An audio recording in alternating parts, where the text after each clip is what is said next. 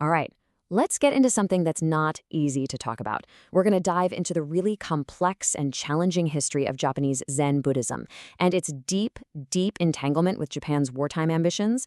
And then we'll look at the decades of difficult reckoning that came after. We have to start with this. Just listen to this raw confession from Yanagita Seizan, a Rinzai Zen priest.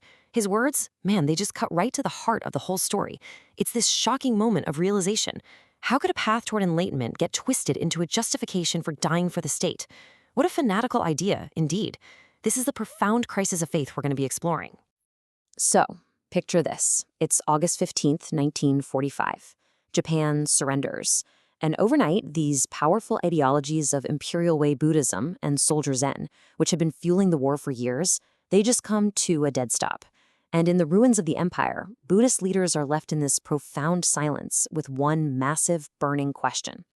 And that was the dilemma, wasn't it? For years, all the major Buddhist sects had been actively supporting the war, giving spiritual justification for all of it, the conquest, the sacrifice. And now they had to look in the mirror. They had to confront their own complicity.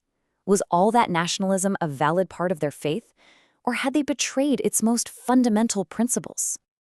Now, you'd think the first response to a question like that would be swift repentance, right? Well, not exactly. Instead, the first responses began with deflection, with excuses, and it was led by one of the most famous Zen figures in the entire Western world. Yeah, D.T. Suzuki. The guy whose writings basically introduced Zen to millions of people in America and Europe. He was one of the first to tackle this issue. But his initial take, written just a few months after the surrender, pointed the finger somewhere else entirely. He argued that the real conceptual background for Japan's militarism, it wasn't Buddhism at all. It was Shinto. And he built his argument very carefully. First, he kind of throws other Zen priests under the bus, saying they lacked intellectual rigor. He argued that enlightenment, or satori, is useless for judging the morality of a war if you don't have critical thinking to go with it. But then, when it came to his own role as a super influential guy who had promoted the whole Zen warrior unity thing, he sidestepped. He just diluted his personal responsibility, saying, hey, I'm just one citizen among millions who is responsible. And get this quote, it really reveals that the wartime mindset was still there. Even in defeat, Suzuki is trying to put a positive spin on the war. He claimed Japan's great sacrifice had somehow awakened other Asian nations. I mean, it's a shocking echo of his wartime justifications. It really suggests he still saw Japan's aggression as some kind of necessary, if tragic, part of history. So Suzuki was just one voice. But what about the institutions? The organizations themselves? They stayed silent for decades. Just look at how long that silence lasted.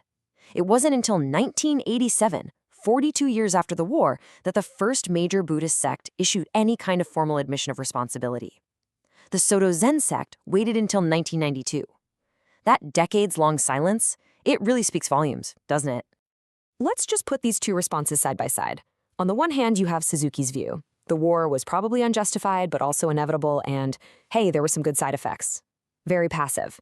On the other hand, you have the Soto sect in 1992, a direct, forthright confession and a deep apology to the people of Asia. The difference is just stark. It's the difference between a personal rationalization and actual institutional accountability. So the big question is, why? Why did this happen? How did a religion founded on compassion get so tangled up in the state's war machine? To answer that, we have to turn to the really piercing critique of a former Rinzai Zen priest named Ichikawa Hakugen. He dug deep into the historical and doctrinal roots of this whole mess. Hakugen basically identified a few key things that made Japanese Buddhism so vulnerable. First, this long history of subservience, where Buddhism basically acted as a protector of the state to get favors. Second, they used the doctrine of karma to justify the status quo, which kept people from challenging social or political problems. And third, and this one is probably the most chilling, they took the profound doctrine of no self and twisted it. It went from a concept of transcending the ego to a call for absolute self-sacrifice for the emperor in the state. Exterminate the self and serve the public. But here's the thing. The story doesn't end in 1945. That discipline, that mindset that was forged by Soldier Zen, it didn't just disappear. Nope. It found a brand new home in Japan's post-war economic miracle. This wartime quote from Zen master Sawaki Kodo is absolutely crucial. He's not being subtle here. He is explicitly saying that the rigid, hierarchical, self-denying life of a Zen monastery is a perfect model for the entire nation. This belief that the monastic spirit should be copied by everyone, well, that laid the groundwork for everything that came next. And there it is. That's the pivot. The battlefield was gone, but the need for disciplined, loyal, self-sacrificing people was still there. The target just shifted from the state to the corporation. The warrior became the salaryman. So how did this actually work? Well, in the 50s and 60s, companies literally started sending new employees to Zen monasteries for training. The whole goal was to instill obedience and conformity. The monastic ideal of Daishu Ichinyo, acting as one body, was perfect for the corporate world. Self-renunciation was rebranded as selfless devotion to the company, and even the meditative power of Zazen was framed as a tool for achieving flawless precision on the factory floor. You can actually see the shadow of this today in the whole corporate mindfulness movement, often stripped of its ethics and just repurposed for productivity. And this corporate mindset had extreme real-world consequences. Consequences so bad they had to invent a new word for it in Japan, karoshi, which means death from overwork. It's a tragic legacy, and it shows how a philosophy of self-negation, once applied to the battlefield, could be just as deadly in the workplace. So this leads us to the most profound critique of all. Some scholars started to argue that the problem wasn't just a historical accident, it wasn't just a misinterpretation. The vulnerability, they claimed, was actually baked right into some of Zen's core doctrines. And this brings us to the work of Hakamaya Noriaki and Matsumoto Shiro.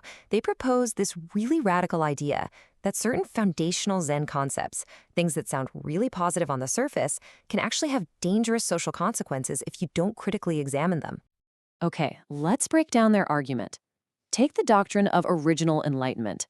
It suggests everything is already perfect, just as it is, but the consequence? It can completely erase the moral urgency to fight injustice. I mean, if everything is already enlightened, why change anything? Then you have the ideal of harmony. Sounds wonderful, right? But it can be used to crush dissent and promote blind obedience to power. And finally, the focus on no thought, on pure intuition, can lead to a rejection of critical thinking, which makes people incredibly susceptible to propaganda. Hakamaya's quote here is just so powerful. He flips the whole concept of harmony on its head. He's saying that in a society that uses harmony to enforce conformity, the truly ethical act, the act of opposing war, is to become a dissident. It's to reject that harmony. So this is the crucial point we're left with. It's a really challenging question. Does a relentless focus on ideals like harmony and no thought actually make a faith vulnerable to being co-opted by power?